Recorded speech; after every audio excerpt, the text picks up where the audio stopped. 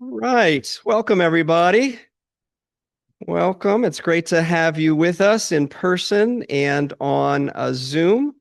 Great to be with you all. Welcome to Temple Sinai of Glendale's Adult Education Spirituality Series this February 2026. This is part one. I'm Rabbi Rick Schechter, and I think I know everybody here. And welcome again. Welcome to Life After Life. This series is called Life After Life, a Jewish view of the soul's journey through life, death, and beyond. So welcome to the afterlife, everyone. Welcome to the afterlife.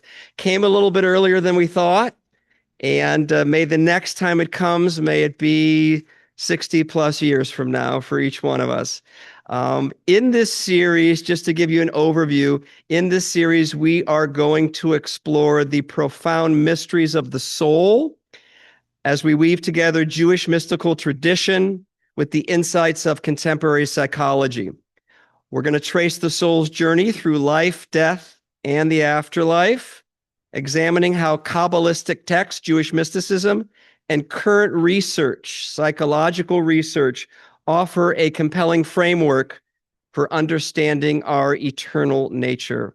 So very excited to be with you all, very excited about the topic.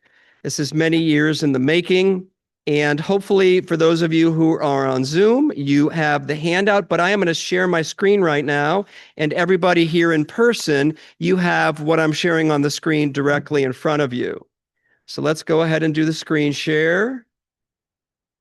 And hopefully everybody on Zoom can see that. I wonder, yeah, Renee, thumbs up or heads? Okay, great.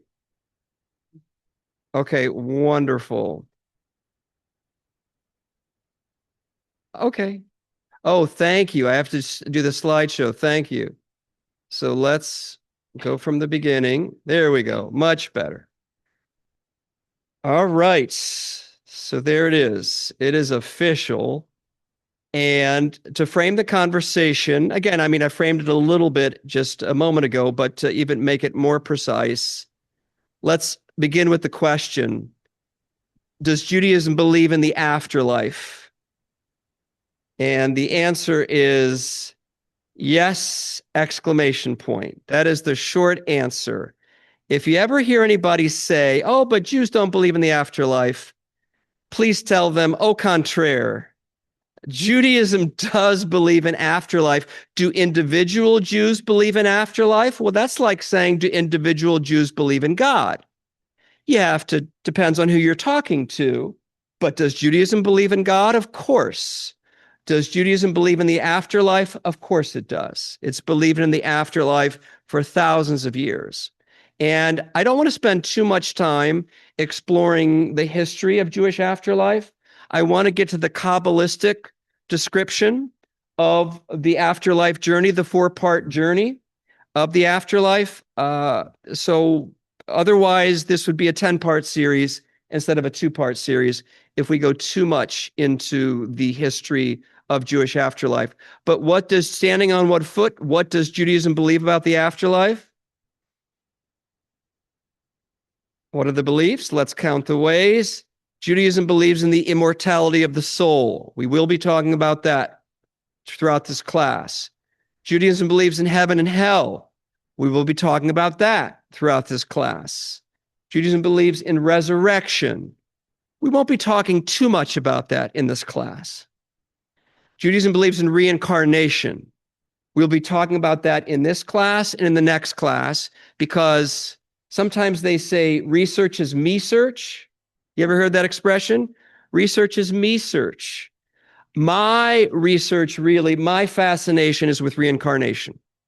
That is my great fascination. And that's going to come through definitely in the next part, in part 2, when we look at contemporary research on afterlife, because there's so much reincarnation in that.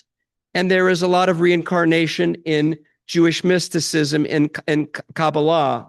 And we're going to look at that too briefly tonight as part of the 4-part process of afterlife. But we're going to go really deep into reincarnation in the next class a week from today, and that will be looking at some amazing psychologists who have written extensively through their hypnosis, their sessions with clients, that all of them speak of reincarnation, and what they say is consistent with one another. So anyway, that's my fascination at this point. So let's continue to frame the conversation. This first part tonight, we're going to look at afterlife in Jewish mysticism, in Kabbalah, the fourfold process of the soul journey. I'm sorry, the dynamic element, for those of you who are watching, I chose this wrong screen animation. Apologize. I know it's wanting to get your attention. So we're going to talk about the fourfold process of the soul journey. And next week, we're going to talk about reincarnation in contemporary psychology and how it relates to the Kabbalistic concept of reincarnation called Gilgul. Gilgul is Hebrew for turning or wheel or rotation. And we'll talk about that in a bit. And that's next Tuesday, February 24th.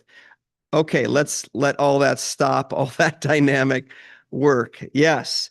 So I could not be teaching this class without Susan's holding up the book to everybody here in the room, and you see it on your screen.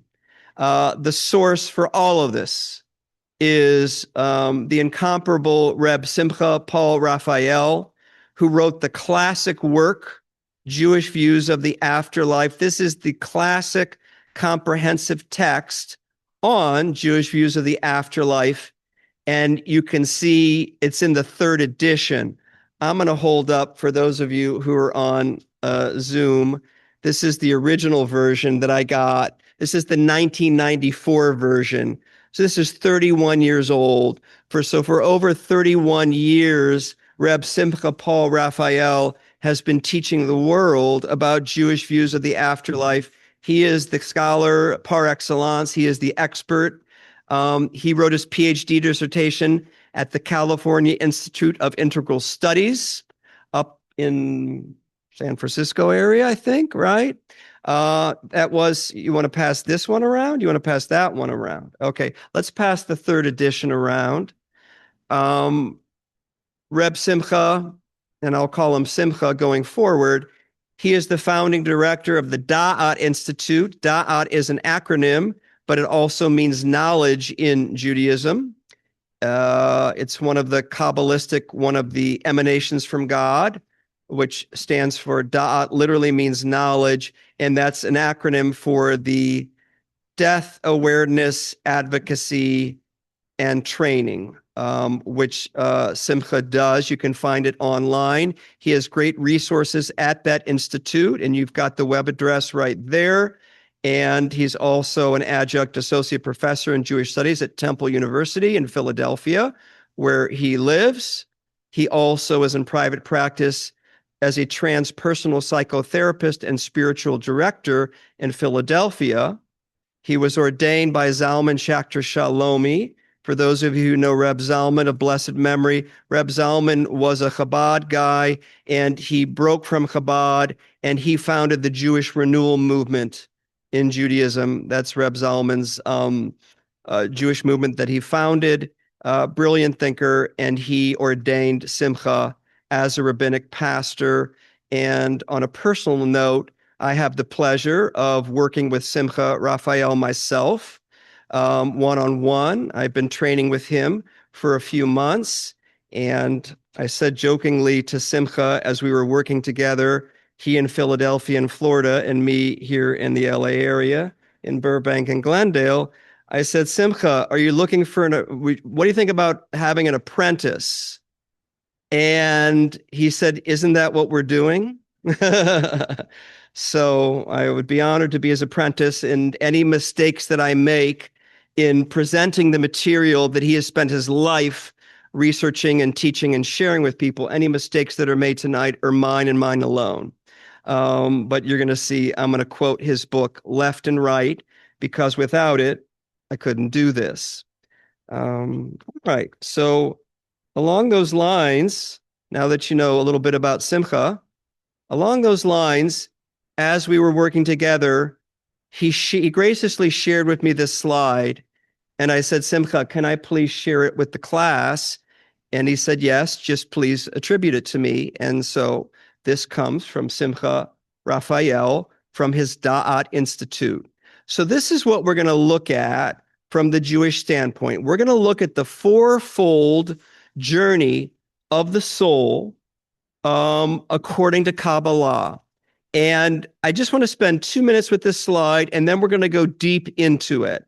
So you can see what Simcha did is he talked about, well, when you're alive, when you're on this earth, that's the top quadrant. There's birth, there's youth, maturity, old age, and death. That we know very well, right? And we could name Jewish life cycle ceremonies that mark and celebrate or commemorate each one of those occasions: birth, youth, maturity, old age, and death. Jewish life cycle and Jewish customs and practices address every aspect of the embodied journey of the soul in this life. And when I say journey of the soul in this life, Judaism teaches us that there are 5 levels to our soul, and those 5 levels of our soul are participating in the physical world at all times. And those 5 levels of the soul also participate in the afterlife. So in the bottom quadrant, you can see the 4 pieces going from right to left. The first part of the soul's journey in the afterlife, when we die, we separate from our body. We're going to talk about that. We're going to go deep into that tonight. So the first thing we do is we separate from our body. The second thing we do when we die is there's an emotional purgation or cleansing that takes place for every soul, according to Jewish mysticism. The third aspect to the soul journey in the afterlife is there is Gan Eden. There's literally the Garden of Eden. There is paradise. There is heaven. There is heavenly bliss for the soul. And then the fourth aspect is there's return to the source. And we're going to talk more about that in a little bit. Those are the 4 aspects of the soul's journey, according to Kabbalistic teaching, Jewish mysticism. This is from the Middle Ages on. This is from the 1200s onward. And what Kabbalah did, what Jewish mysticism did, is it took all the views of in Judaism about afterlife, the views of the Bible, the views of the Talmud, the views of the Midrash, and it put that together in the 1200s and also Jewish mystical texts prior to the 1200s, prior to the Middle Ages, and it put them all together in the Zohar, and then it even developed them further in the 1500s in Sfat, Israel, where Jewish mysticism went to the next level in Israel in the 1500s in what's called Lurianic Kabbalah, based on Rabbi Isaac Luria, the master of Kabbalah in Sfat. But he wasn't the only one. There were people who preceded Isaac Luria in Sfat, and there were people who came after him. So, but you can think of it as like Safed or Sfat Kabbalah, Israeli Kabbalah in the 1500s, and then there's the Zohar Kabbalah. The Zohar is the Jewish Bible of mysticism that was written in the late 1200s in Spain. So I don't want to get too deep into the weeds of those sources, but just we can talk about it later if you have questions. I want to talk about the content, not the history of it. Okay. So this slide is what we're going to go through throughout this class.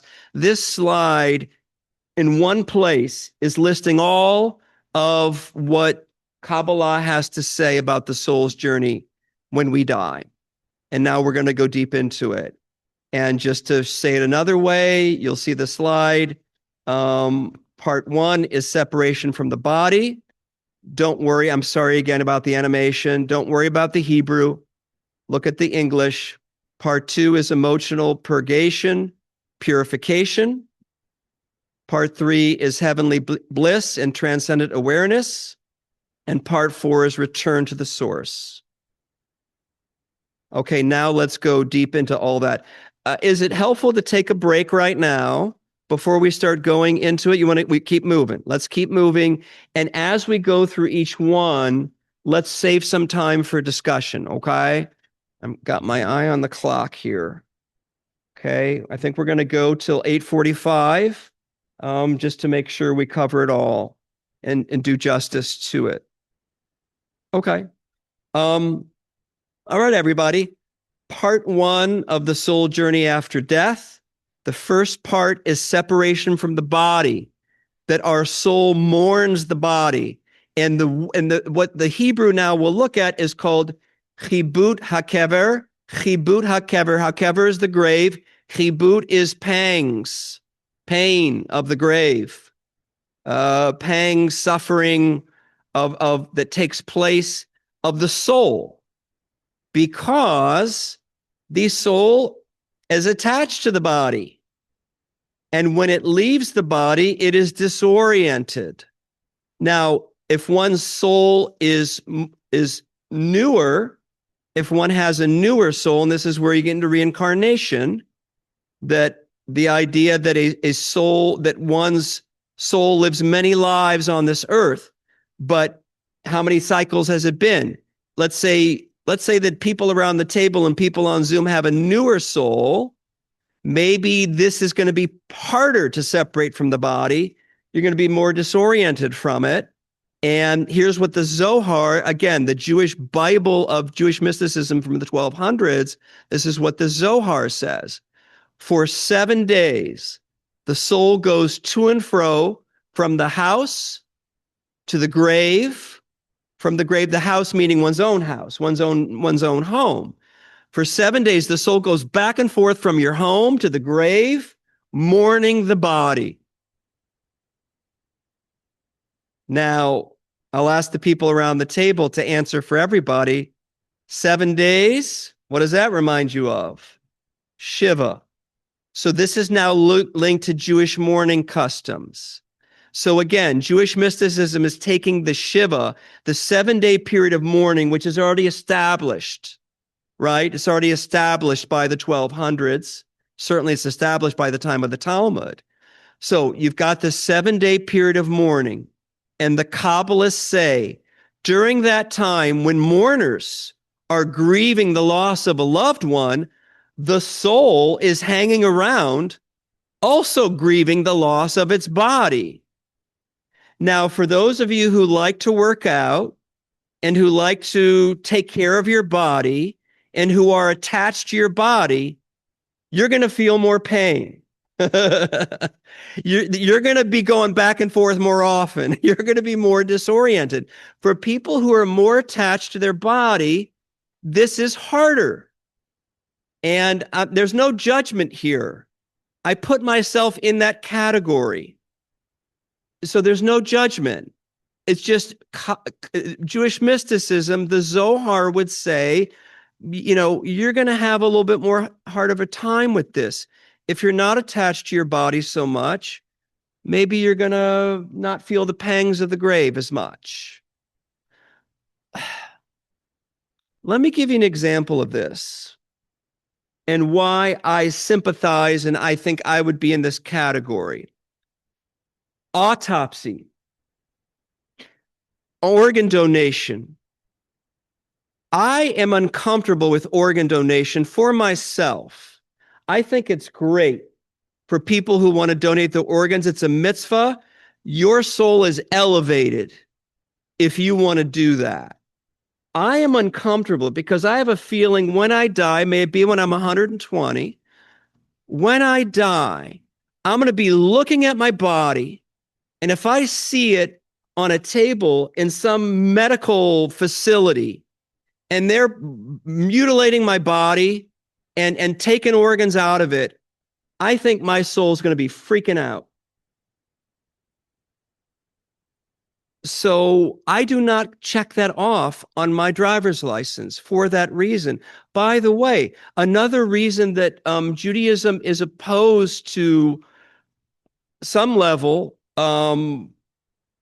autopsies, organ donation, things like that, or even cremation, is because that the soul is there is close to the body for that first 7 days, and it's the soul is going to be pained by seeing it burned up, the body burned up, or seeing, any type of mutilation to the body.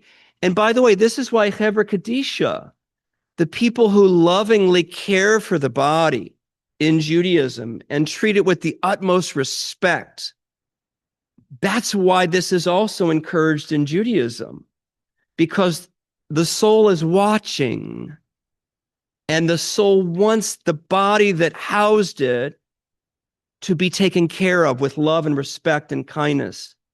And so there's a psychology to this that I think makes good sense. Yeah. Yeah.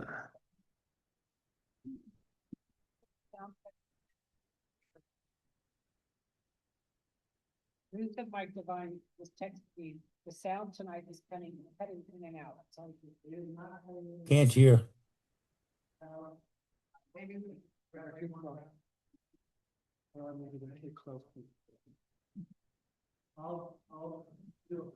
Well, let me try this. Okay. So Jake's sending out a poll, but if I hold the microphone like this, I think I can do that. No. I move my head around. Yeah, no, this is fine. I'm fine with this, I think. I don't know if this is better. Is this better, Mike and Ruth Divine?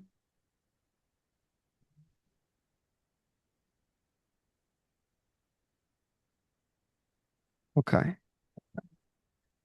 Yeah, Tina, you have a question? Oh, yeah, Tina, and please make sure that it's turned on, Tina.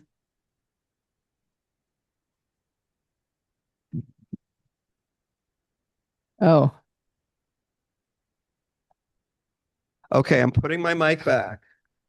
For anybody else who comments around the table, we'll pass the microphone around. Yeah. can I go now? Can people Yes, can, thank you, people Tina. hear me? I do check that box, organ donor, and Yeah. I personally feel that my soul's going to look down at my mutilated body and say, and think and say, how kind, how compassionate. Right. You're giving eyes to someone who can't see. Right. You're donating your heart to someone who needs a heart. So I do check that box, and I do believe that my soul is going to be very happy that even though my body's mutilated, it's carrying on. Some parts of my body is carrying on and helping others. I love it. Thank you, Tina. Like I say, some people around the table have an elevated soul.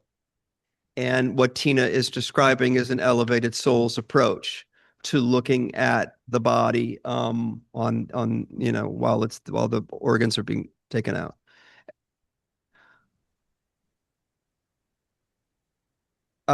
Okay, I can get that. Okay. Okay. So, by the way, I want to, George has his hand up. George, can somebody, yeah, George, you ready? Yeah. Can you hear me? Yes. I have had this trouble in my mind defining what my soul is. Yes. I pray to God I will not be taking this body with me. I believe that Jewish tradition says that I will take my name with me.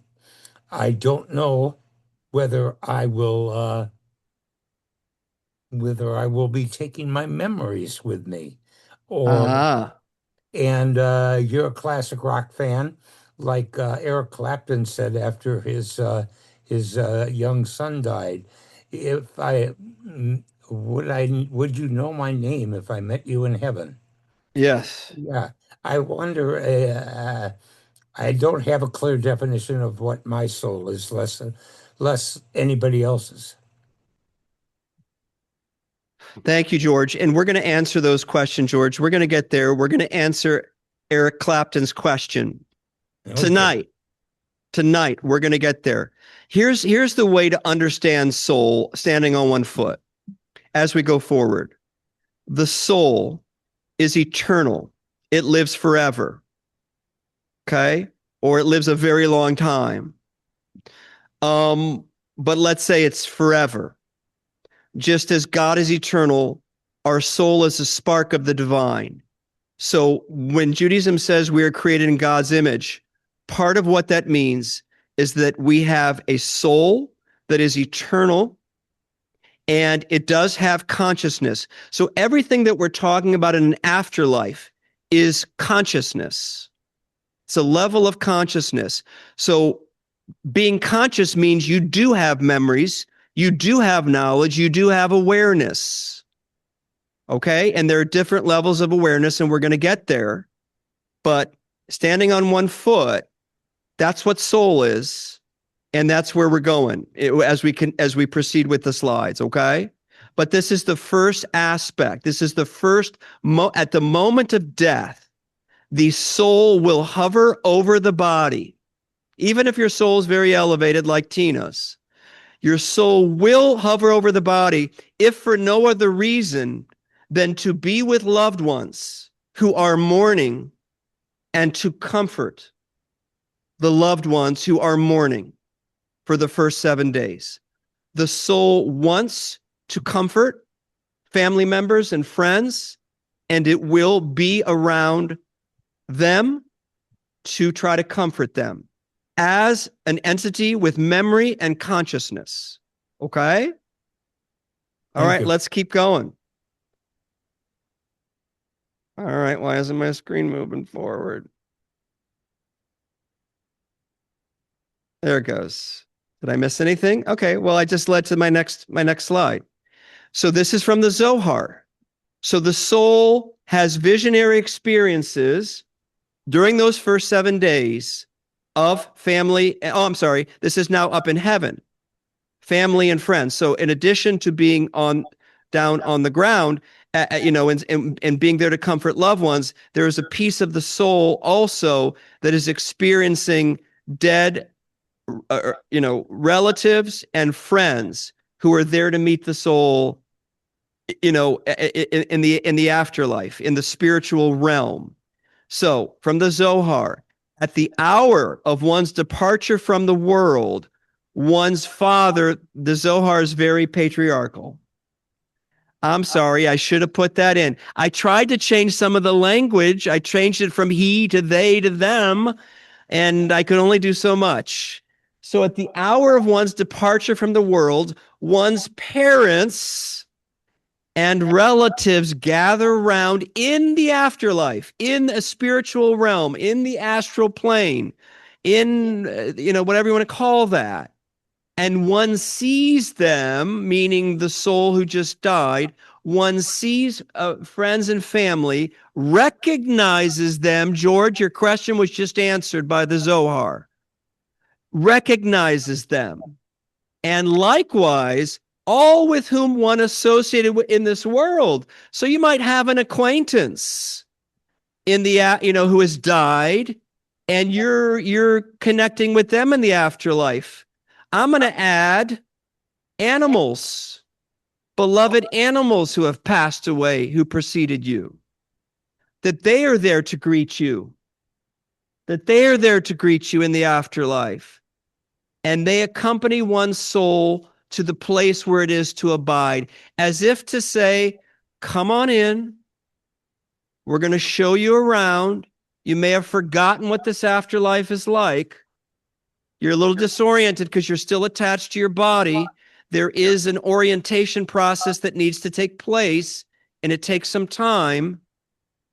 We're going to help you. We are here to help you, including animals, beloved animals.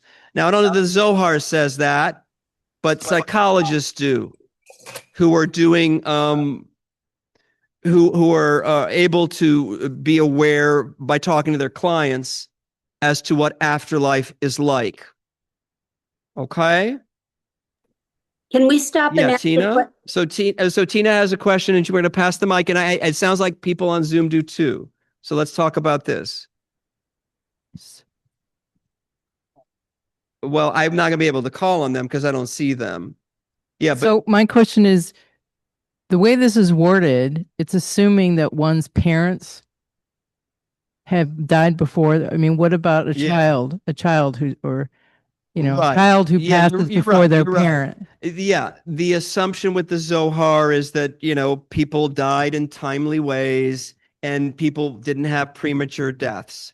So absolutely right. Let's extend out the spirit of this and the intent of this to say anybody, any family member or friend who preceded you in death this time around that you knew in this lifetime, they are there to greet you. So yes, it could be a child. If your parents are still living, no, I'm going to say this. I am going to modify that.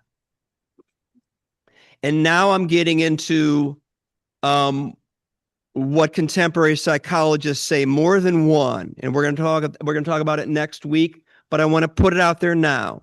And this is a brilliant understanding of this, and it makes perfect sense once you hear it. Here's the understanding.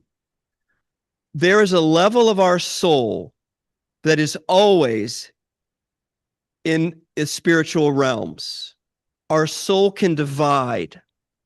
So when we come to earth and when we incarnate, when we manifest, when our soul manifests in a body on earth, that's about 45 to 55 to 60% of our soul. There is a part of our soul that remains in the heavenly realms, in the spiritual realms. And that's why we can be greeted by people, even if they're still on earth.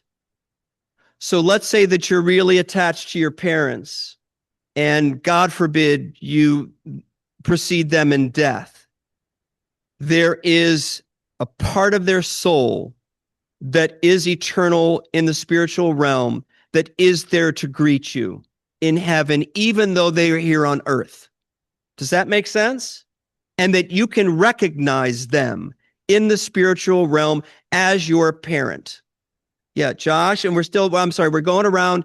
For those of you in person, I'm sorry, I am taking. Well, Rabbi, how about this? How about this? Carol, 1 second. Well, Josh, can you hold for 1 second? Sure, no problem. Carol Lavender, welcome, coming all the way from Portlandia, Lake Oswego. Oh, I'm sorry, Mimi. I'm sorry. I can only see who I can see. Beaverton. Okay. I'm wondering, I had a very painful relationship with my mother. Yeah. If she is there, when my soul goes, is that difficulty resolved, all that pain resolved, or is she just not there? That's a really good question, Carol. I can only extrapolate from what I've read and learned, and I'm using my intuition and I'm using my sense of logic of how this works. So we're going to get to the orientation process once you're in the heavenly realms. And let's assume I'm going to put it out there. That's not going to be the first person to greet you.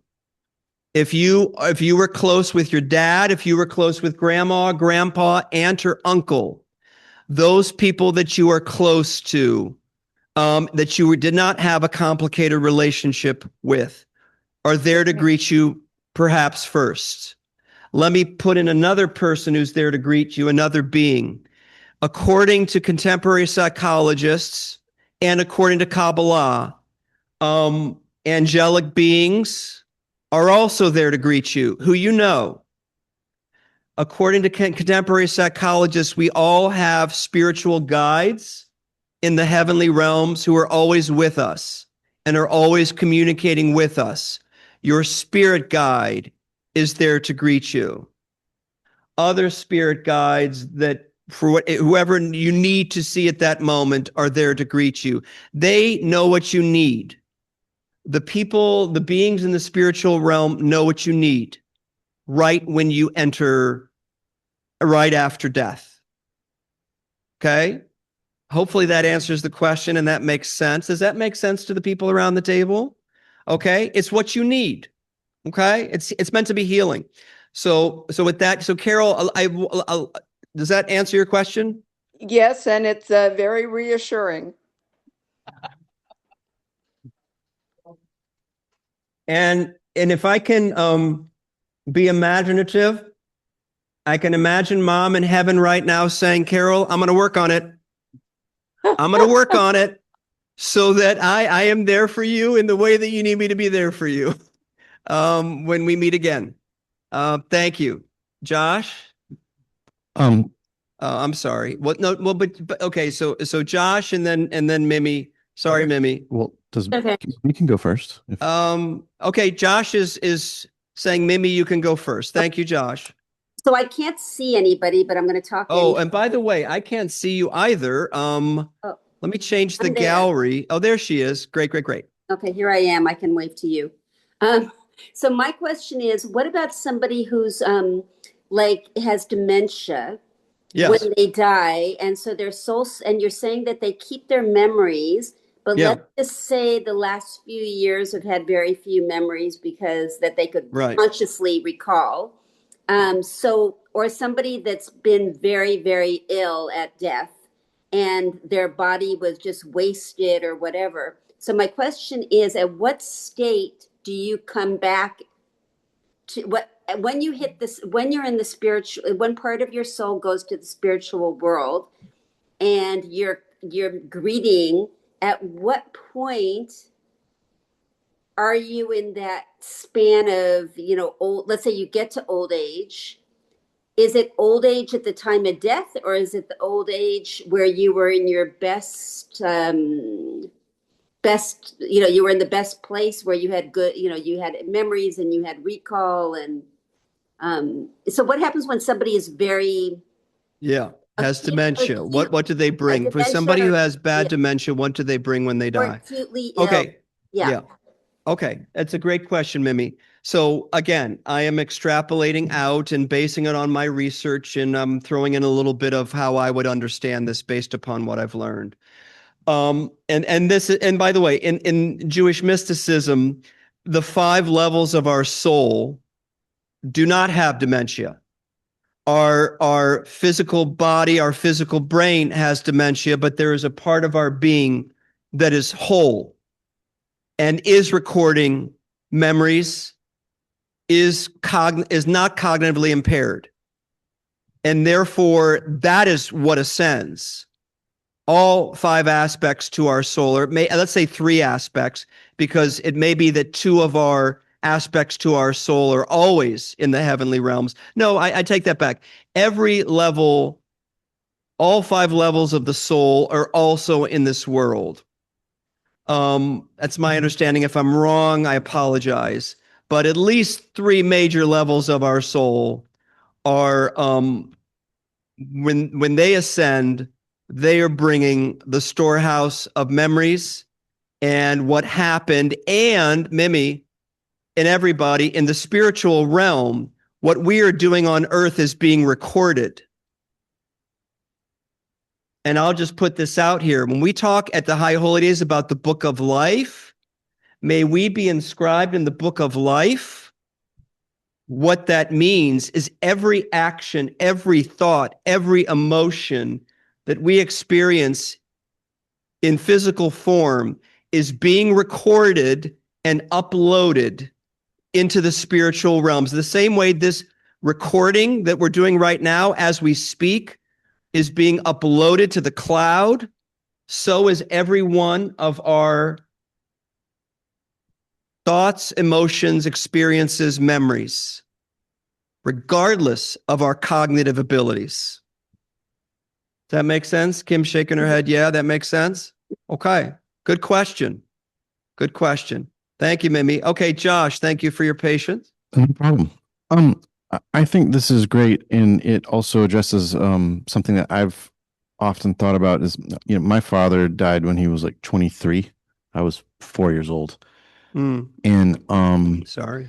As far as I've always wondered, and I deeply believe in reincarnation, and I believe in most of the things that we're talking about tonight. But I've always wondered, like, he died so long ago. Yeah. By the time that I die, Yeah. is he even going to be around anymore for me to be able to meet that person? You know what I mean? Yeah. And Good question. I have literally zero memory. Yeah. He died when I was 4, but the last time I saw him, I was a year and a half years old. Wow. So I know, I grew up knowing my grandmother. I grew up knowing my uncle, who I'm actually going to go see in a couple weeks. But I Yeah. never knew him, and it's always been like this big question mark. So I've always, wondered about that.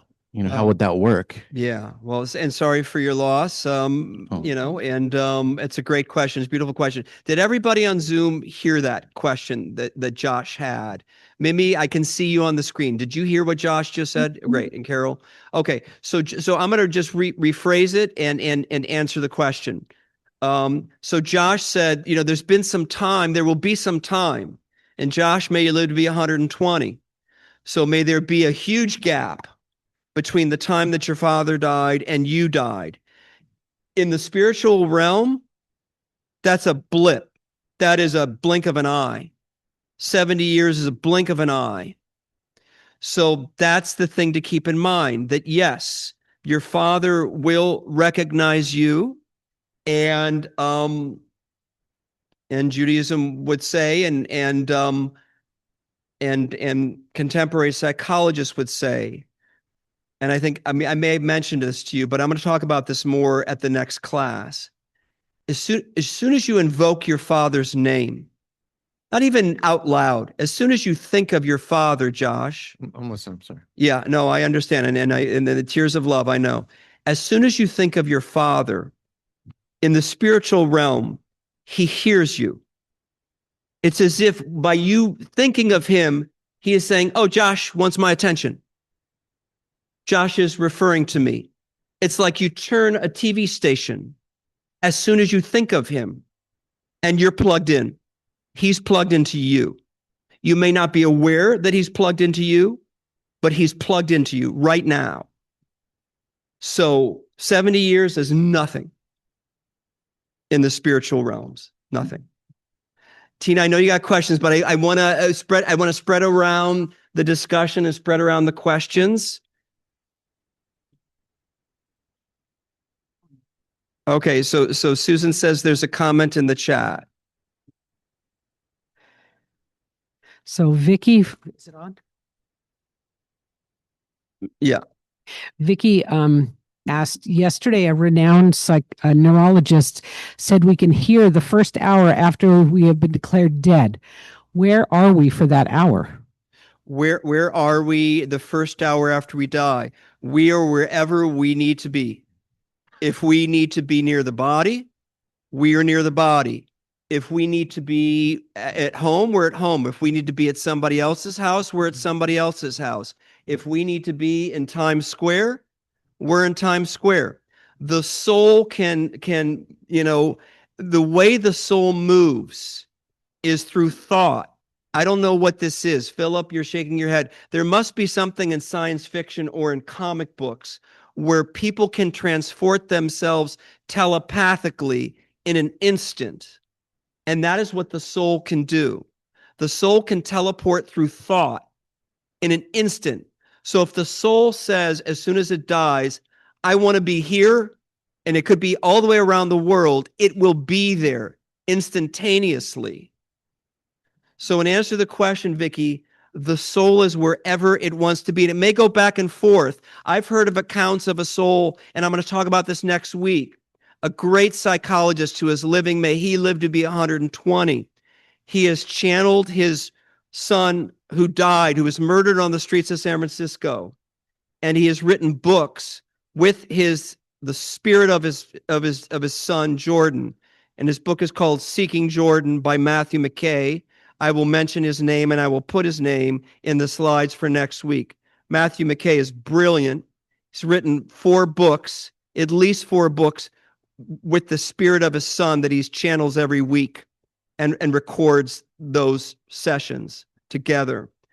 And as Matthew McKay recounts it, so Jordan is murdered on the streets of San Francisco, 2008, something like that. And Jordan recounts in one of the books that he wrote with his father after he had died, I was trying to figure out what was going on with my body. I saw bystanders come by and touch my body and try to help me. I saw the paramedics come. I didn't know what was going on. I called out, but nobody heard me. I then went to my friend's house and he felt my presence. I went to my girlfriend's house to see how she was doing. So that soul is going all over the place. Well, 3 places. I went to my parents' house to see how they were doing. That's what the soul does and is capable of doing. So it's wherever the soul needs to be. And that's why to and fro. So let's extend out what the Zohar said. Not just to and fro from the house to the grave, to and fro from wherever it wants to go. That's what's going on. Lizzie has a question. Okay. All right. Well, I'll take one more question from Lizzie, and then I want to keep moving, or we're not going to get through this tonight. So if you'll beg my indulgence, we'll keep moving. And maybe what people can do is put in the chat box question. This is the way to do this I'm sorry, who is it again? Lizzie. After Lizzie asks the question, put your questions in the chat box. We're going to save the chat. I'm going to try to address some of the questions next week at the beginning. Okay? Okay, Lizzie, so if you'll unmute. Yes. Sorry, I couldn't raise my hand. I don't know how to work No Zoom, worries. but No, I'm glad Susan found you. Yeah. so I'm a hospice nurse and I see people die all the time. And something very, very common that I see across cultures, religions, everybody is that the weeks and the days before death, people will see their loved ones that have passed, kind of ushering them, or sometimes they can't report what they're saying or what they're seeing. But is there anything in Judaism that talks about that phenomenon? Yeah, Lizzie, that's a great question and a great point. Thank you for saying that, because what you're doing is you're adding to what the Zohar is saying. The Zohar is saying at the hour of one's departure. Let's go back further. Let's go back days after one's departure. And you've seen it, and I've seen it too, where I'm at the bedside of somebody, and they're like talking to somebody, or they're like saying, "Oh, mom," and some people interpret that to be, "Oh, they're delusional." Let's not assume they're delusional. If somebody's on their deathbed and they're talking to mom, or they say mom's here, let's assume mom's there. Mom's spirit is there. And Lizzie, we'll have to look 2 more in Simcha. If Simcha was here, if I could channel Simcha, even though we're both still alive, he would have an answer. I'm sorry, I don't have that exact answer right now, but let's extrapolate out from this text of the Zohar. It's not just the hour, it's leading up to one's departure, that you can be in communication with relatives. That, let's say somebody's having a hard time letting go of their body even before they die. Let's say they're having a hard time just on their deathbed, in wherever they are, in the hospital, at home. They're having a really hard time letting go. That the spirit of loved ones are there to comfort them. And you're saying you've seen it. And I love these, when you talk about evidence, where's the evidence for this? To me, evidence is what you're talking about, Lizzie, what doctors talk about, what psychologists talk about. Anybody who has a case study or an experience of somebody saying, this is what I'm seeing. This is what I'm experiencing with people who are dying, or people who have died, or through hypnosis, or whatever it might be. I take all that seriously. It's, to me, it's, obviously anybody who thinks, well, if I can't see it, or if I can't experience it myself, or if I can't measure it, or if I can't replicate it scientifically, I don't believe in any of it. Then none of this is going to make sense. Not one piece of it. Because it's all anecdotal.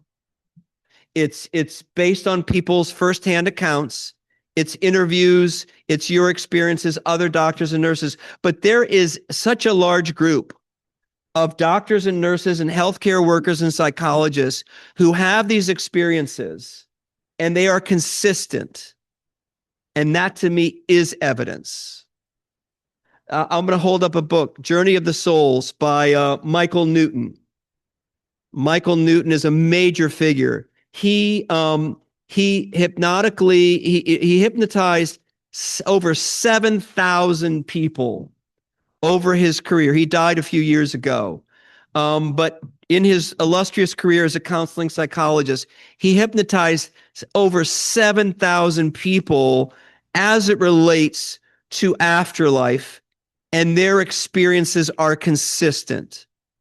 And he wrote about 4 or 5 books, and he gives those case studies, and he recorded them, and he lists those transcripts.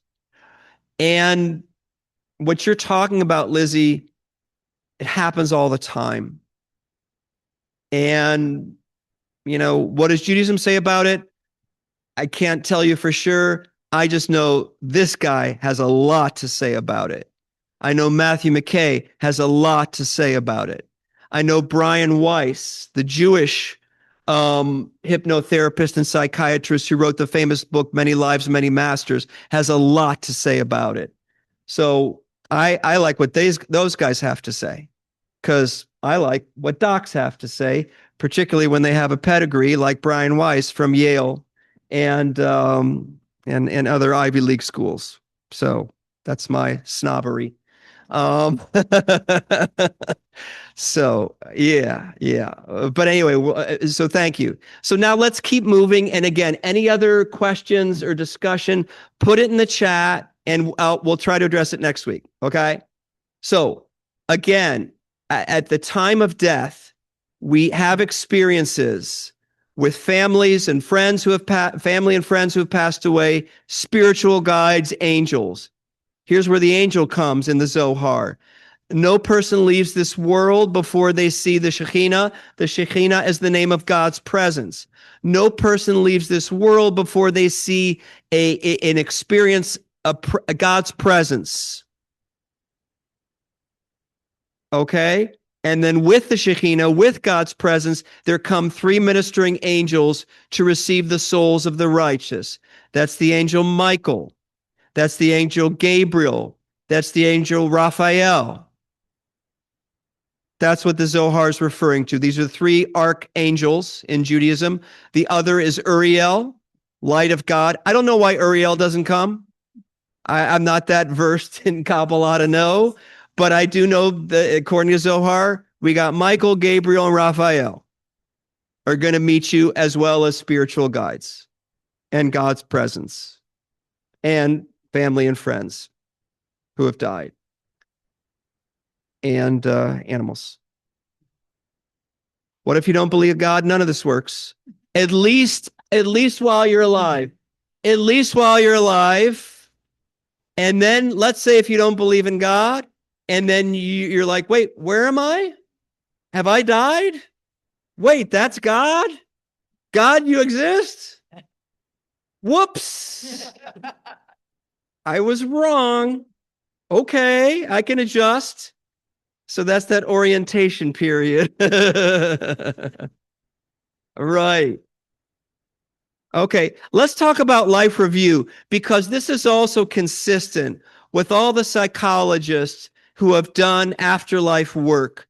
A life review. When God desires to take back a person's spirit, all the days that they lived in this world pass before them in review. This is that book of life. This is that upload of every experiences that we've had on earth. We are able to access in the spiritual realm.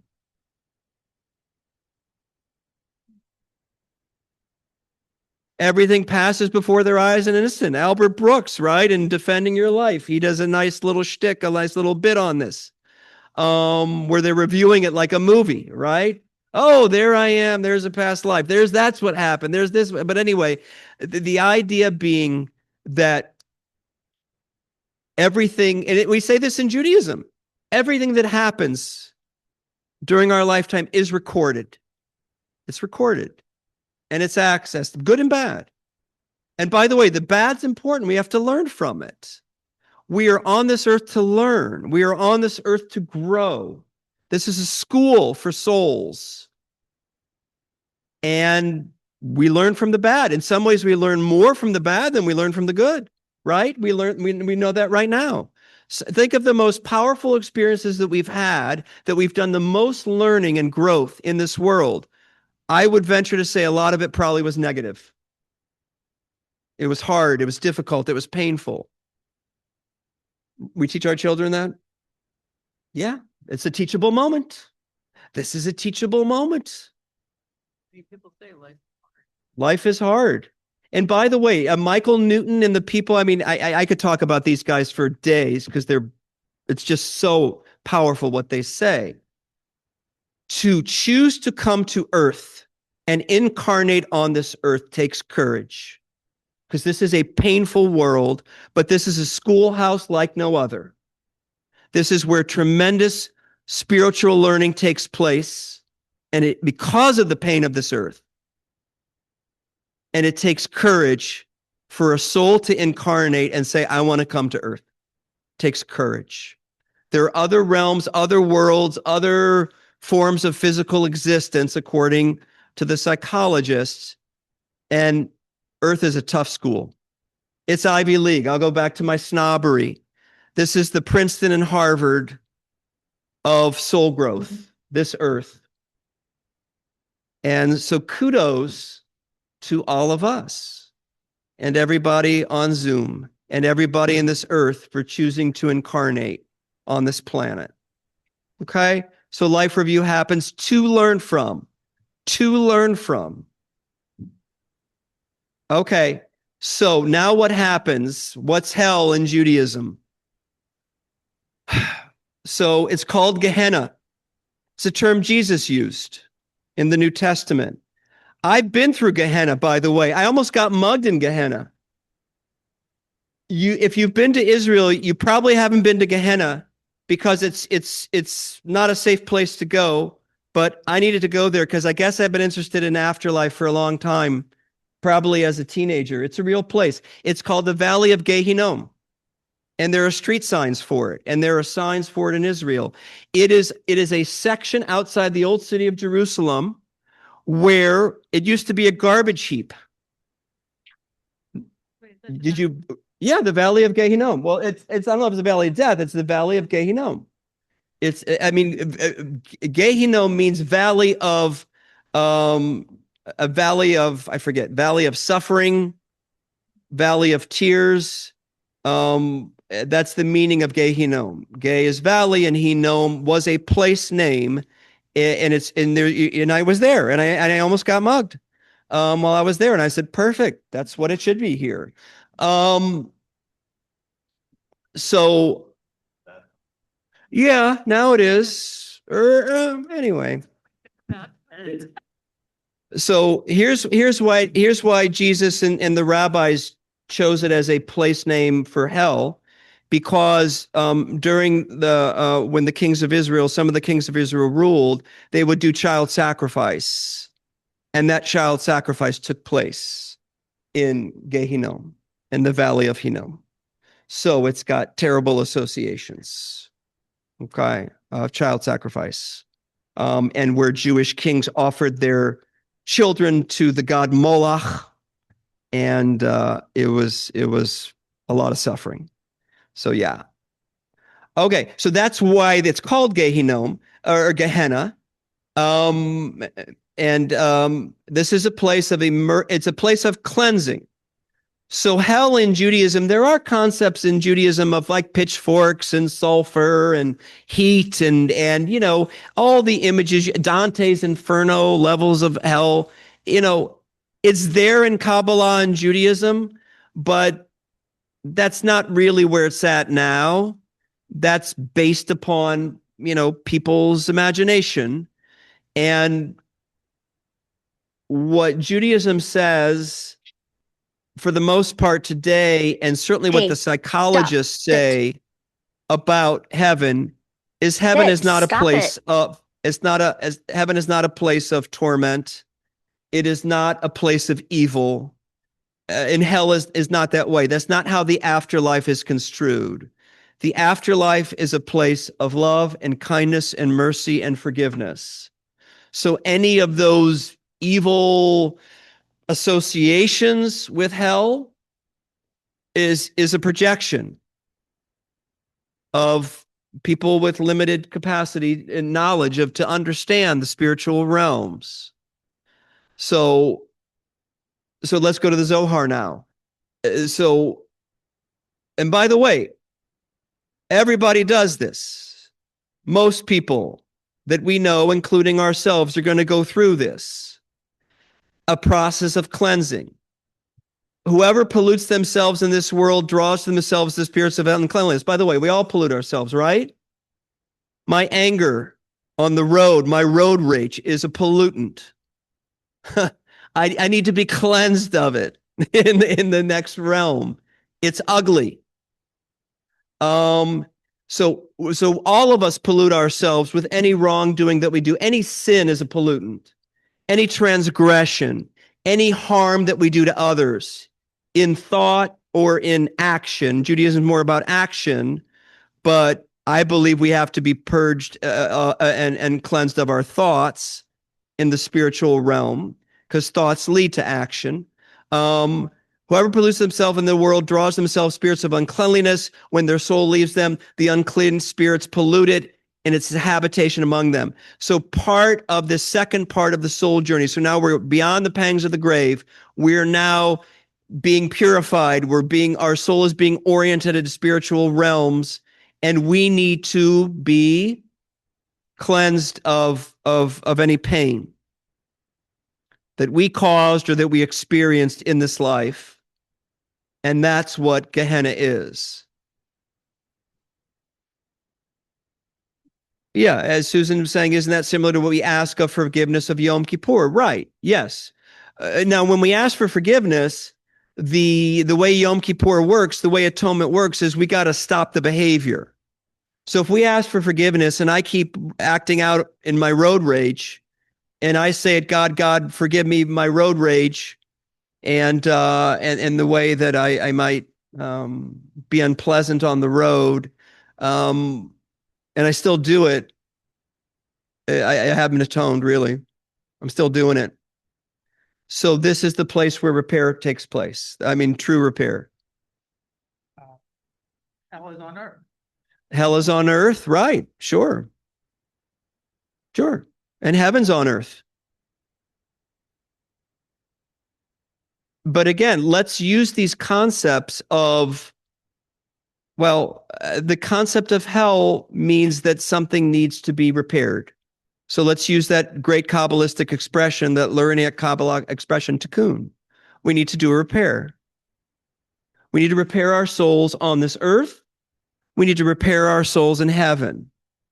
And that part of that repair is this purgation, this cleansing, this purification, Gehenna. Most people will go through it, but it's not eternal. It's not eternal. In Judaism, it's 12 months at most. 12 months related to what? Related to what? Okay, versus eternity. 12 months related to saying Kaddish. But we say Kaddish for 11 months and not 12 months because 12 months is reserved only for the real sinners. So we're not going to say Kaddish for our parents for 12 months because it's if we're saying, oh, we think they're sinners. That's why. Now, some people say Kaddish for 12 months. I don't say Kaddish for 12 months. And we don't say Kaddish 12 months here. No, some people do 12 months, but they don't know this teaching. This teaching is 12 months is reserved only for people who are really transgressing. And we're not going to think that about our parents. So that's why we do 11 months.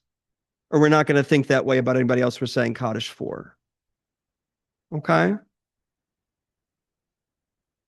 Right. Okay. All right, let's keep going. In Gehenna, There are certain places where souls that have polluted by this filth of this world are purified by fire and made white. Made white back to Yom Kippur, right? Back to the prophets. Even though your sins are as scarlet, I will make them white as snow, says the prophet. So there's language, there's elemental language, fire, earth, water, what am I missing? Air. These elements are talked about. I don't want to get too deep into that, but just to say this is the language the Zohar uses, that there is a purification process. This is metaphor to me right now. Yeah. Yes, everybody gets purified. Remember, the spiritual realm is a place of love, kindness, forgiveness. And we'll talk more about that when we talk about reincarnation. But a place of damnation, and by the way, I'm going off the script here for Zohar a little bit. I side with these guys. A benevolent God, I don't believe, does punishment like that, eternal punishment. Then how is God loving? When we're punitive, it's when we're not feeling loving. That's not God. So I think it's a projection. I think when Jewish sources talk about this punishment, it's I want to punish that person. I want them to be punished the way I've been experienced pain.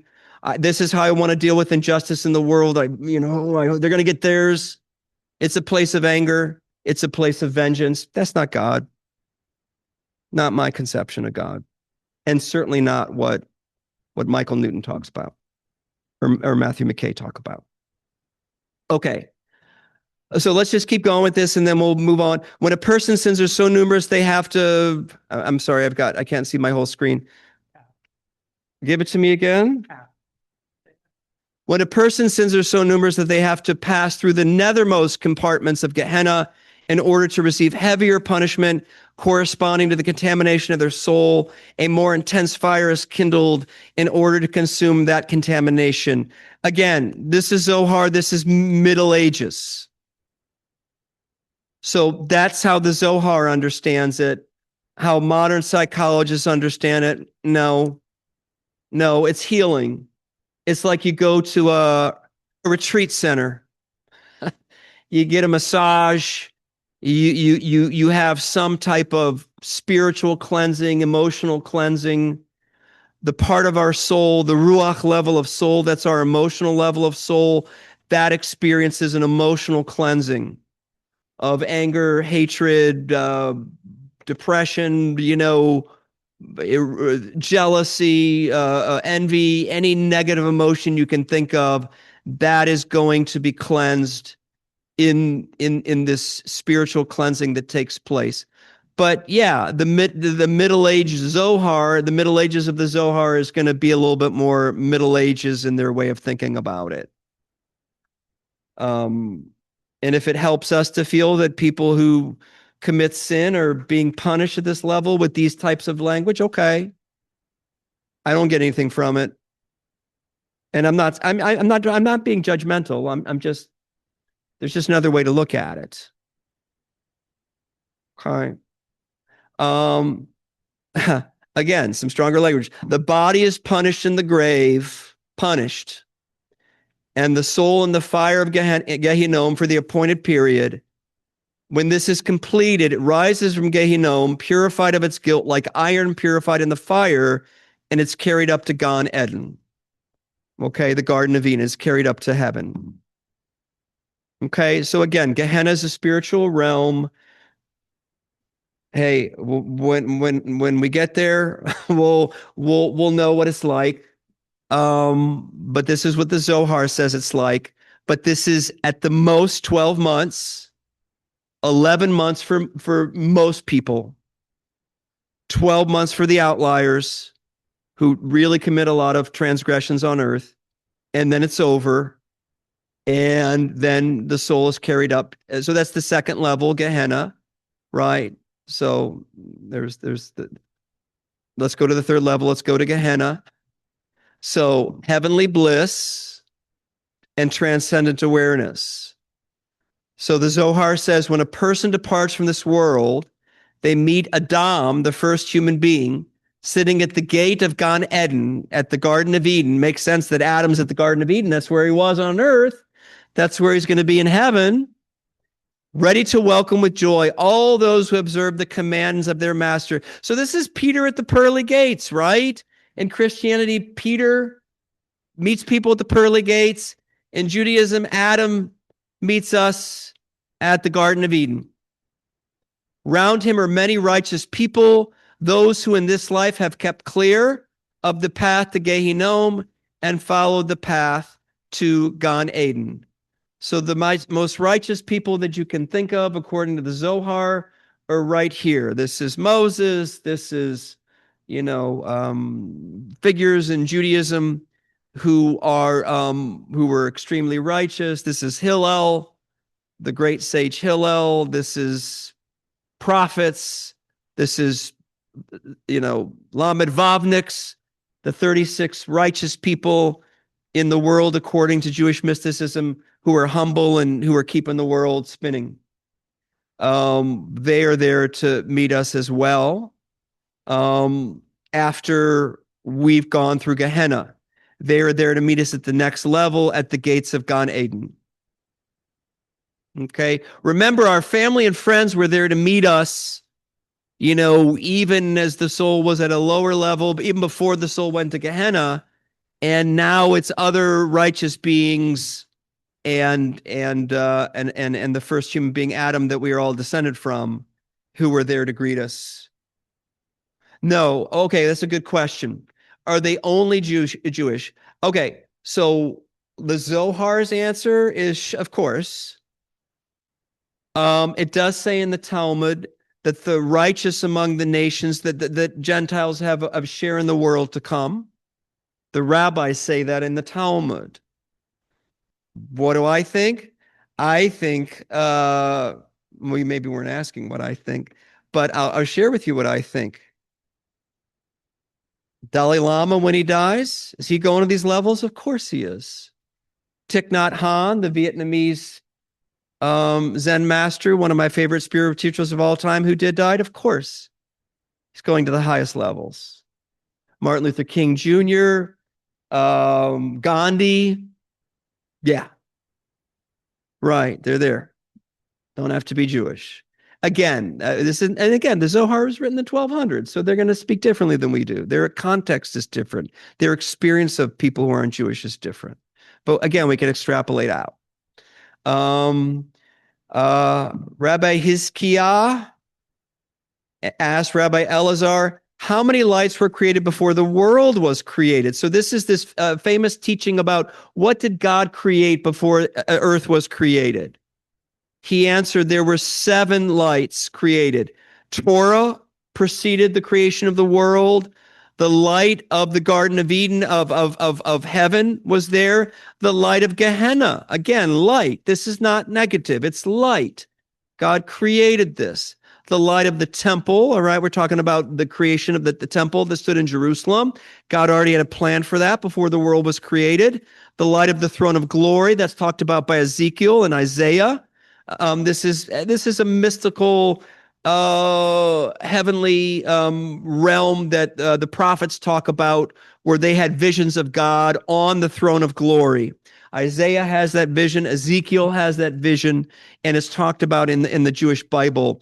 The light of repentance, teshuvah. God would not have created a world unless we could do repentance and do teshuvah. Again, because God is merciful, loving, and forgiving, not looking to punish us. And then the light of the Messiah. Okay, we're not going to get into Messiah now, but just to know, the Zohar says that all of these spiritual realms and things that elevate us in this world, God already planned it out before the world was created. Okay, let's keep going. There is in the next world, again, now we're talking about heaven. There is in the next world a gradation of glorious abodes. There are levels to heaven. There's a level of gradation and resplendent lights each outshining the other. For there are many abodes prepared by the Holy One, that's God. Blessed be each one according to his grade, meaning his or her grade, meaning occurring the grades of the heavenly realms and how high we can ascend. As the works of the righteous differ in this world, so does their place in lights differ in the next world. So depending on one's elevation of soul, when one dies, one is going to automatically ascend to higher realms of heaven. It makes sense. I shouldn't necessarily be where Moses is or where Hillel is. I need to work it. I need to purify my soul a little bit and develop my soul before I can do that. So it makes sense.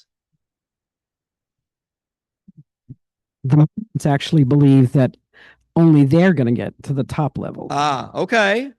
Which is All very right. interesting. And hey, I imagine in Judaism, they're saying when it says the righteous have a share in the world to come, I imagine if you were asked the rabbis, what do you mean by that?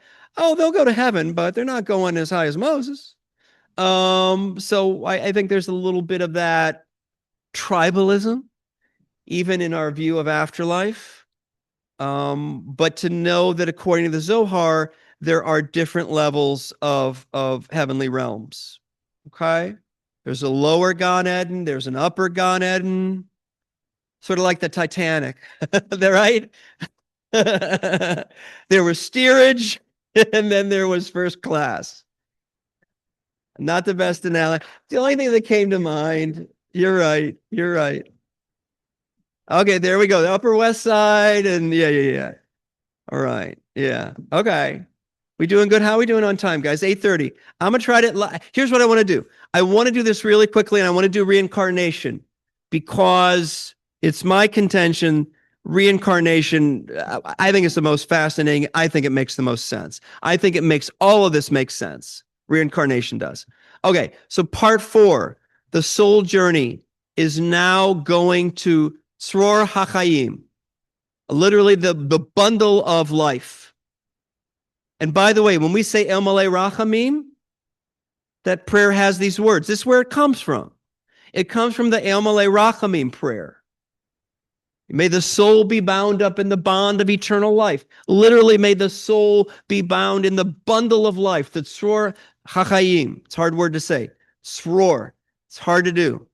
One of these Hebrew words that got all these consonants mashed together. But this is the El Malei Rachamim prayer. But it has a specific meaning in Kabbalistic thought and Jewish thought about afterlife. So the way to understand it is at once we go through the heavenly realms, we're going to return to the source. We're going to return to God. So that holy celestial abode, which is called the bundle of the living, where the whole holy superior, what's the word? Grade, called the super soul. I like that. Isn't Oprah have Super Soul Sunday? So a nod to Oprah. This came first. Called the super soul, the neshama, right? We talk about a neshama, level of our soul, regales itself with supernal delights. So the neshama element of our soul goes up to this realm. The nephesh level of soul, the ruach level of soul, the lower levels of soul do not ascend to this level. But the level of our soul, the neshama level, does go back to the source of life and regales itself with supernal delights. How nice. The Hawaii of whatever you consider to be a delight in the spiritual realm, this is it. The virtuous who are thought to be worthy to be bound up in the bundle of the living are privileged to see the glory of the supernal holy king, and their abode is higher than that of all the holy angels. This is big. We human beings ascend higher than angels. Yeah. Human beings ascend higher than angels. Back to that idea, and I'm going to quote Michael Newton. We had the courage to take this on. We had the courage to come to this earth, to incarnate. As the labor, so is the reward, says the Talmud. Because angels don't have free will. Angels don't have free will. Angels are God's messengers. Angels are God's servants. We have free will. Thank you. We have free will. We have choice. Angels do not. It's different. So the meaning of angel is different. Let's talk spirit. Human beings have spirits. Angels have a specific function, and that function is to do God's bidding on earth and in the heavenly realms. Oh, do we believe in angels? Check the book of Genesis. There's one angel after another. Yeah.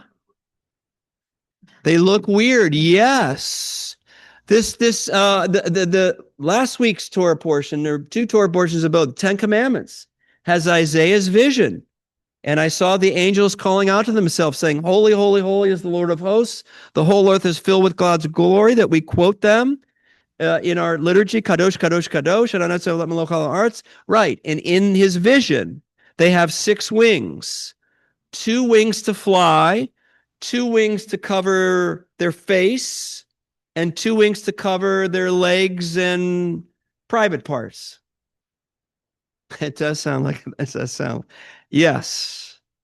So anyway, there we go. But I mean, what's significant here is that we will ascend higher than angels. Again, as the labor, so is the reward. And as Kim said, angels do not have free will. We do. Is God. That's one of the names for God. Okay. Now I'm quoting now Simcha Raphael in his book, Jewish Views of the Afterlife. This is Reb Simcha. And I'm just going to quote him and then we'll talk about it. To make a leap in our understanding of the afterlife journey, Tzror HaChaim is a region of the celestial realms where a disembodied soul returns in order to prepare for eventual rebirth. That's reincarnation. We're going to this highest level in order to reincarnate, in order to come back to earth in another body. In contemporary language, says Simcha, we might say that Tzror HaChaim is a mission control center for souls, wherein they are given their assignment for their subsequent incarnation. After passing through the various phases of the post-mortem journey, post-mortem obviously meaning afterlife journey, the individual soul returns to the divine source of all life in order to prepare to re-enter physical plane life in a newly fashioned body. So when we go to this, ultimately this higher level, we enjoy the supernal delights, we enjoy Club Med and Hawaii and the celestial realms, and it's probably even beyond that. Maybe there's great music. Who knows what the supernal delights are? I picture light, of course. There's got to be God's light. I'm picturing heavenly music. I think some of the sources talk about music at the higher realms, the higher levels. There is celestial music. Isaiah talked about it, right? Isaiah talks about it. But the purpose to get this high is to get our assignment that we have a role to play in for our next incarnation. Okay, so all roads lead to reincarnation, according to what Simcha, how he understands it and how the psychologists understand it. Quick question. Yes. Yes. Yes. There is choice.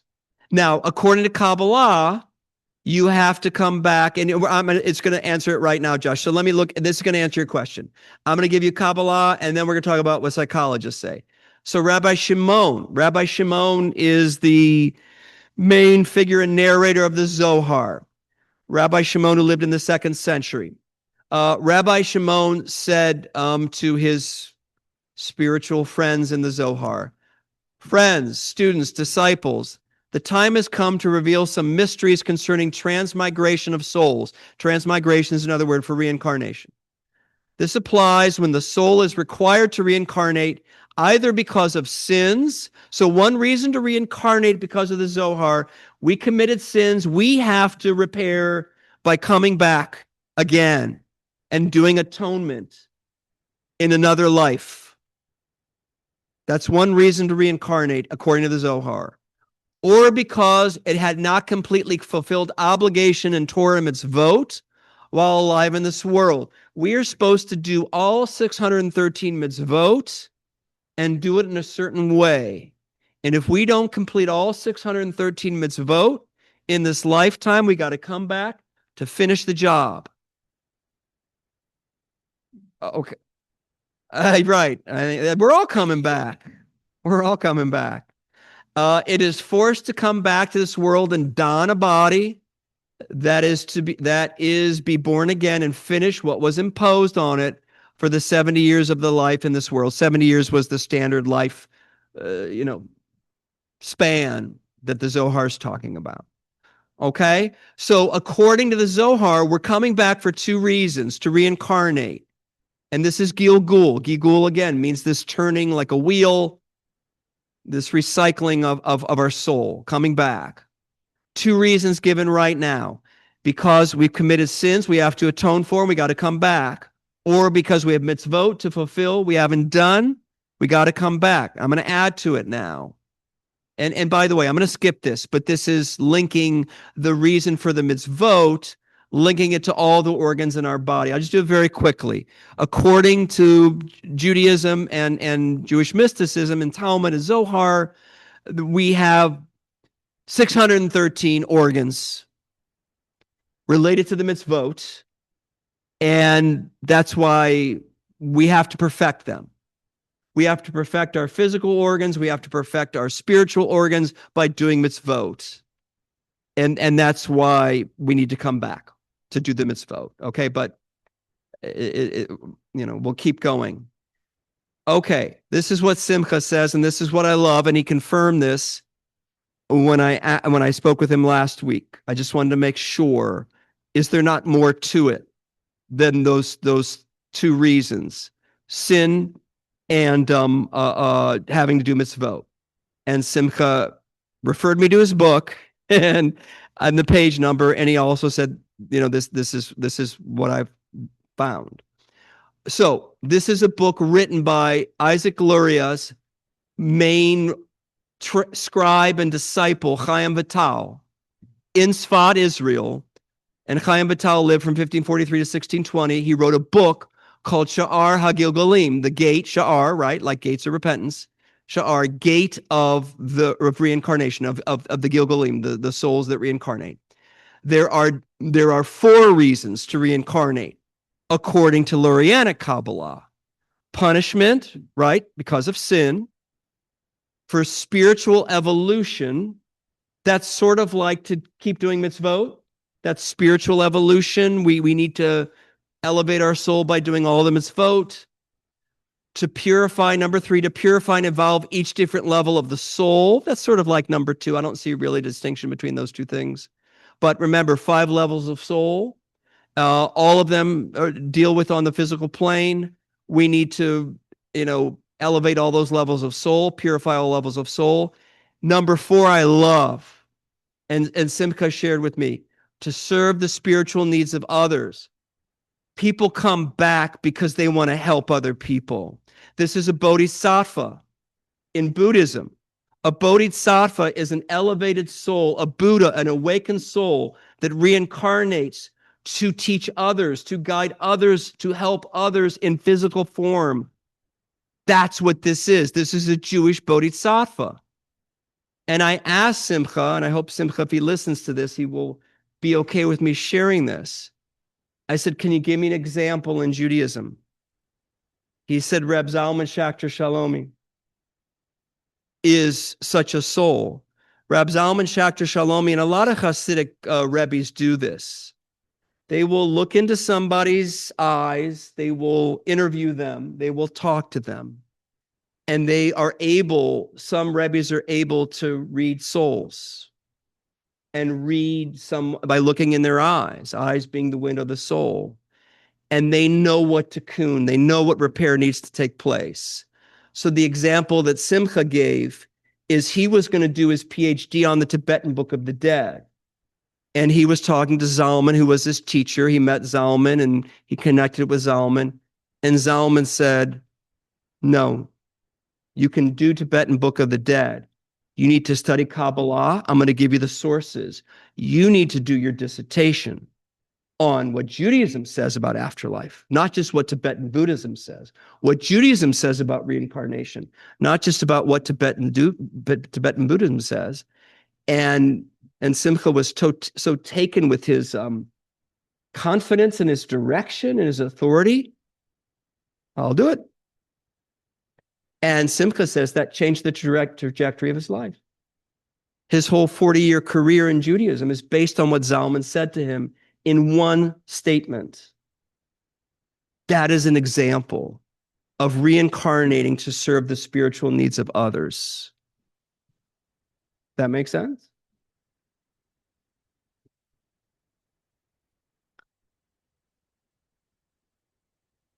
I aspire to be able to do something like that.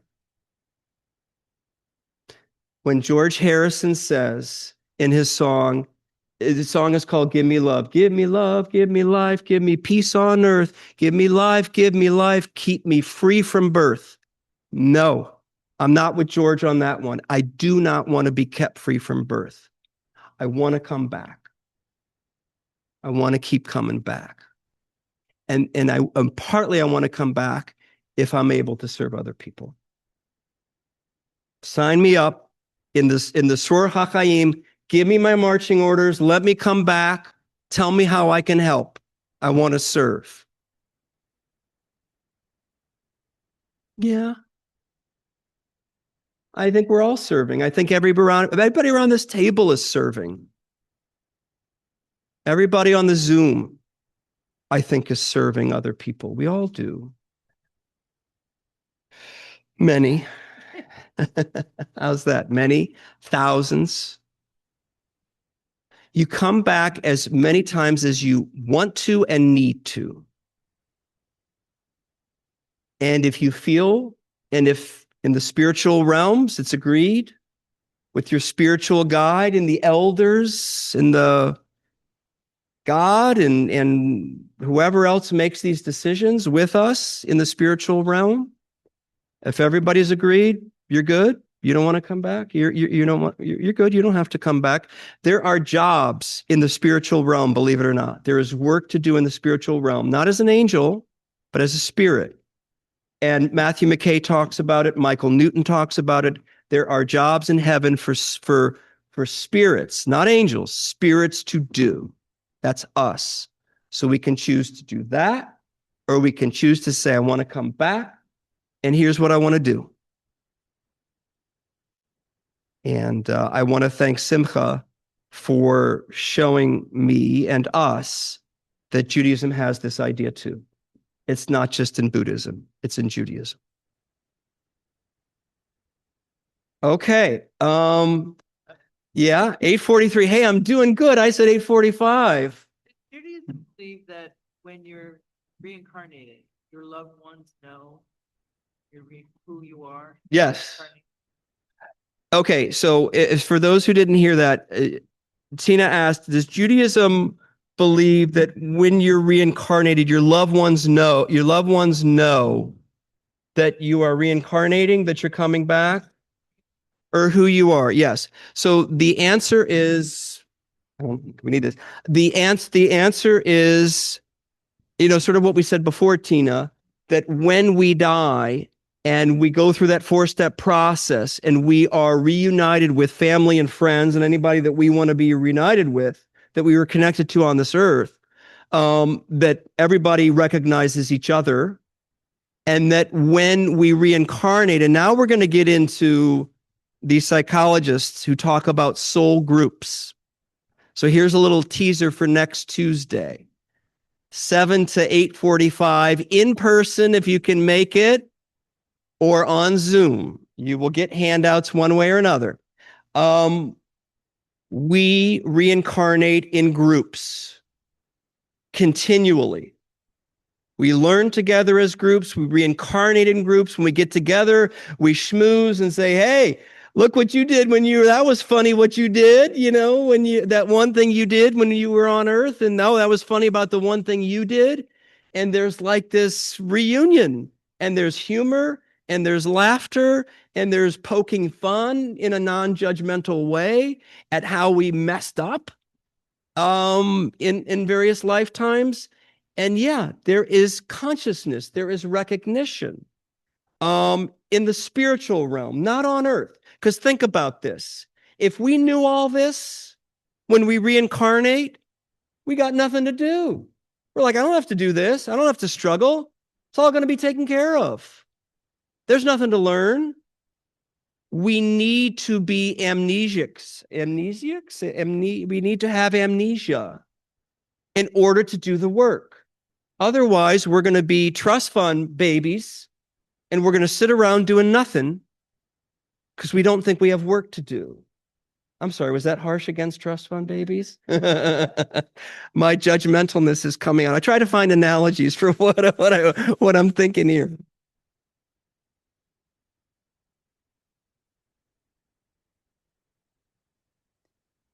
Where Rabbi? relatives who are still here know we come back, not unless they're elevated enough and they're in touch with spiritual realms and they can channel, or they're psychic, or they have premonitions. And there are some people who are not filled with amnesia. Psychics, I mean, good psychics, they can do all this stuff in a physical form.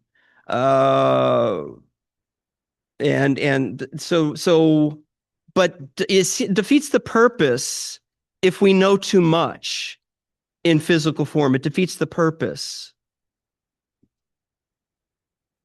Yeah, Philip. Oh, but why don't, so Philip's raising his hand, so we'll pass the microphone. And of course I'll reference a movie, and I'm Please. thinking of Heaven Can Wait Yeah. with Warren Beatty, where he had unfinished business because he was killed prematurely. And as he was trying to, complete this business and falling in love with Julie Christie, she didn't know who he was, but she sensed something about him that kind of led her to believe he was different than the body he was sort of inhabiting. Yeah. Right. Sense something about him. And I think everybody heard that. So yeah, some people do have psychic abilities, and maybe they can perceive these things. I think most cannot. Some of us just imagine. I like to imagine, I mentioned this to Steve and Kim. I like to imagine that my dog Max is some spiritual guide for me and for April and for Evan.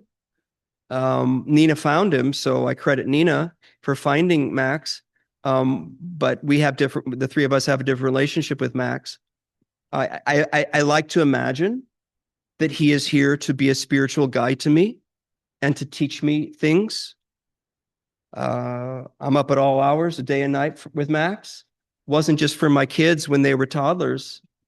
I'll do it for Max till the day he dies. May he live to be 20. I'll get up. I'll do whatever he needs. And he's teaching me generosity. He's teaching me sacrifice, and he's teaching me love and unconditional love and patience. And but can I prove? I can't prove it. I may be wrong.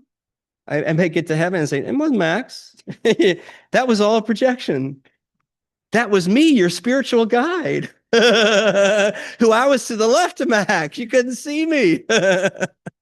So, yeah, I mean, what do you make of this? What meaning do you find in this? And by the way, I just want to end with this. These are ideas. Take with it what you will. Draw from it what you will. Some people are going to draw different conclusions or find different meaning and insight than others. You may, tonight you may have heard things and you said, this is all nonsense, and that's fine. But please know, Judaism does have these ideas. So I don't want to hear anybody at Temple Sinai saying Judaism doesn't believe in afterlife, because it's just plain wrong. It's just plain wrong. And when the kids mention it during religious school, I will gently correct them. Please know that Judaism has a very rich concept of afterlife, and maybe I need to teach it more. Maybe we need to talk about it more, and I'm happy to do that. But please know, anybody who says Judaism does believe in afterlife, they don't know Judaism. They don't, not the history of it. Yeah, yeah. So something I've Take with it what you will, Right. believe what you will, accept what you will, reject the rest. but we don't look at the afterlife. In my opinion, we don't look at the afterlife the same way some Christians do, as it's a better place. Do we? So here's the thing. So yes and no. And by the way, the Talmud does say 1 hour of repentance and good deeds in this world is better than all the time in the afterlife. Yet 1 hour in the afterlife is better than all the time on this world. So it's a paradox.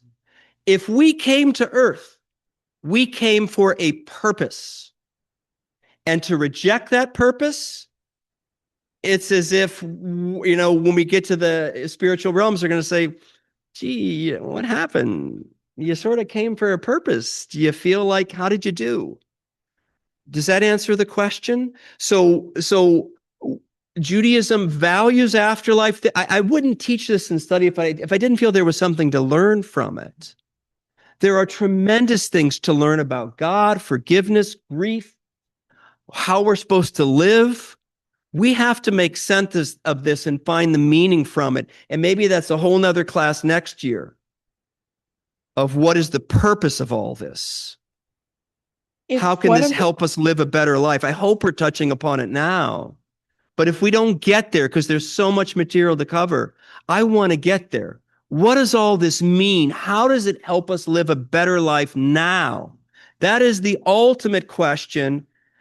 Give me more time. I need another year. I'm just a layperson with this stuff. They say things like, if one of the things that happens in Gehenna is purification, then why do we have to come back for punishment? That's why I say I'm not a big fan of punishment. I am more of a fan of there's more learning to do, Carol. For whatever reason, we get off track. We have free will. We may have decided that we came to Earth for purposes and we wanted to accomplish something. Maybe we get sidetracked. Maybe we don't accomplish what we meant to accomplish. So you know what? I'll come back. I made a little progress, but I didn't make the progress I wanted to make. I'm going to come back. Or by coming to Earth, this is a series. I'm not intending to come back just one time. I got to come back 10 times in a row to really learn the lesson I have to learn. So, I think that's the way to understand this. And I just want to take one more, and I'll say this. Let's do this. Again, you can see the last slide. You've got it in front of you. Please join us next Tuesday. We're going to continue answering questions. We're going to talk more about what contemporary psychologists have to say about afterlife. And I've already given you a bit of a preview, but we're going to go deeper. We're going to look at the work of Matthew McKay. We're going to look at the work of Michael Newton. We may talk about Brian Weiss. Those three guys have done modern research, and they've got consistent, tremendous stories to tell and wisdom to share. So if you have to leave, we totally understand. But why don't we stay on for another 5 minutes? Those who want to stay on will go till 9. And for those of you who have to leave, thank you for joining us. Please join us again. Jake's going to upload this to our Temple Sinai of Glendale YouTube channel. So if you want to go back and refer to the recording, you'll have the recording in a few days. And the chat is going to be saved that we're going to look at. So Carol, I want to, Josh had his hand up, and I want to just spread it around. So Josh, you had one more thought, and with this we'll conclude. I'm sorry. Well, I had put I did, but anybody who came late, let me put it again. So let me stop sharing for a second. Let me again put that in the chat. And Josh, I'm going to try to do two things at once. I'm not very good at it, but do you want to make your comment? Yeah. So I've something that I've often contemplated and thought about a lot is like we're asking these eternal questions coming from our physical being now, but we're eternally so much bigger than this body. So this body is actually a limitation, Yeah. and a test that we're given to experience our eternal being through a limitation. Yes, we're limited. So oftentimes these questions that we really want answers for are coming from a physical place, and can't actually, if we leave our body, and then our physical limitations no longer pertain to that. Does that make sense? I'm sorry. It makes total sense. And Josh, I wonder if what you're saying is we're not going to have all the answers in a physical form. Exactly. Let there still be mystery. Let there still be stuff to learn and to know and to grow. I mean, this is where this really dovetails with the Jewish idea of lifelong learning. We are not only lifelong learners, we are lifelong learners. Let us continue to be lifelong learners and continue to learn and evolve and grow and be okay with not having all the answers, but trying to get more answers to help us live a better life and be a benefit to the world and live our best life. Josh, are we saying the same thing? Yeah. Okay, thank you. Thank you for bringing that up. Elevated soul right over there. Yeah, okay. Okay, I'm sorry. I will give this to Kim. And anybody else, by the way, I'm forgive me for favoring. I'm only what I can see. Only what's in my awareness. So Kim, and then anybody else who hasn't spoken yet on the Zoom who would like to ask a question or make a comment. Yeah, you were talking about inhabiting this limited body. And Rabbi, you were talking about each of us having a spark of God and having a purpose for why we are incarnated again and again and again, right?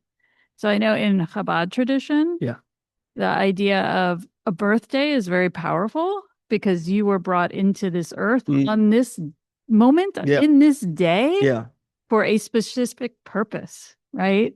And in Chabad, they believe that you are more powerful on that day because that's the day you're brought into this world and closer to God. Oh, birthdays are powerful days in Chabad Judaism. Yeah. And that really you have a purpose in this world, and your goal is to find that purpose. That's why you were brought here, right? Yeah. What's my purpose, right? It's that purpose, and that is part of like the lifelong journey, right? And I don't know, for me, my purpose changed many, many times. Our purpose should change. We may have many purposes, It's a beautiful teaching. No, that is a beautiful teaching. And by the way, just to know that Chabad is from the Jewish mystical tradition. You go from Lurianic Kabbalah to Hasidic Judaism, and Chabad is a form of Hasidic Judaism that's very spiritual, that believes in soul, that believes in reincarnation, and believes in afterlife. And they've got great teachings on this. So I am not too tribal, or I'm not tribal to say that let's not get wisdom from different streams of Judaism and sources. Let's get it. Let's take it. My favorite quote from Shimon ben Zoma, who is wise, the person who learns from everybody. Let's learn from other faith traditions. Let's learn from other denominations. Let's learn from animals. Let's learn from rocks. Let's learn from enemies. Let's learn from villains or people we perceive as villains. Let us learn from everybody and grow. So other people who have been on the Zoom who and thank you for those of you who have remained this whole time. Any other things that you maybe came up? Maybe we just choose one. Anybody feel is a burning question that needs to be answered tonight, or that and wants to unmute and ask that question or make that comment? Jan, is that you, or you were just no? Okay. All right. Well, with that, why don't we call it a night? Thank you all so much for participating. Thank you. Oh, you're thoughtful. Thank you, Rabbi. Thank you. Join us again next Tuesday night, 7 to 8:30. Thanks. Have a good week, everybody. Continued good week. And